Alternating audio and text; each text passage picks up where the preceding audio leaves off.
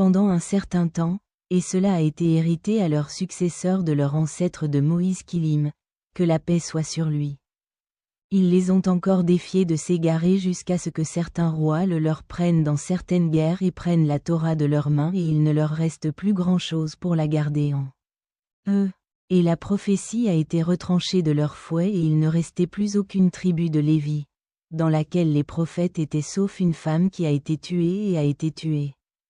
Alors ils l'ont pris et l'ont enfermée dans une maison et l'ont gardée, afin que Dieu la bénisse avec un garçon qui sera leur prophète. La femme priait toujours Allah le Tout-Puissant de la bénir avec un garçon, et Allah l'écouta et lui donna un garçon, qu'elle appelle Shmuel, c'est-à-dire qu'Allah entendit ma supplication. Et ce garçon grandit et grandit en eux, et Allah lui donna une bonne plante. Et Talu les nomma, et il était un homme de leurs soldats, et il n'était pas de la maison du roi parmi eux. Car le roi était dans la tribu de Juda, et celui-ci n'était pas de cette tribu. Alors ils dirent, leur prophète leur dit, Allah a désigné Saul pour être votre roi. Ils protestèrent. Comment peut-il être notre roi alors que certains d'entre nous méritent plus la royauté que lui, et qu'il n'a pas été doté de vastes richesses? Il a répondu, Allah l'a choisi. Toi et je l'ai béni avec connaissance et stature.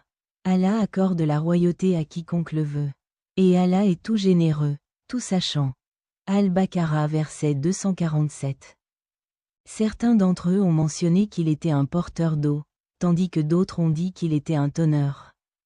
C'est leur objection à leur prophète et un acte d'entêtement. Il aurait été préférable pour eux d'obéir et de parler gentiment. Le prophète leur a répondu en disant, en effet, Allah l'a choisi à votre place et l'a augmenté en connaissance et en physique. Cela signifie qu'il possède une plus grande connaissance que vous et est plus noble, plus fort et plus patient au combat.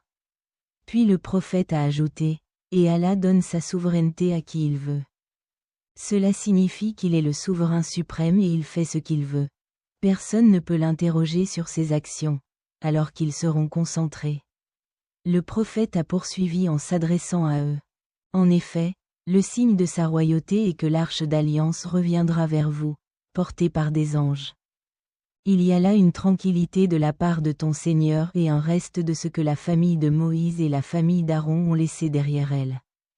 Cela indique la bénédiction de la royauté de Saül, Talu, sur eux. Ibn Abbas a dit, les anges sont venus portant l'arche entre les cieux et la terre jusqu'à ce qu'ils la placent devant Talu, Saül. Et les gens regardaient. Un autre récit mentionne que l'arche était à Arma, et lorsque les idolâtres la prirent et la placèrent dans leur temple sous leur grande idole.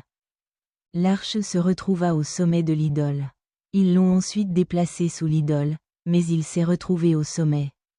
Ils ont répété ce processus jusqu'à ce que 273.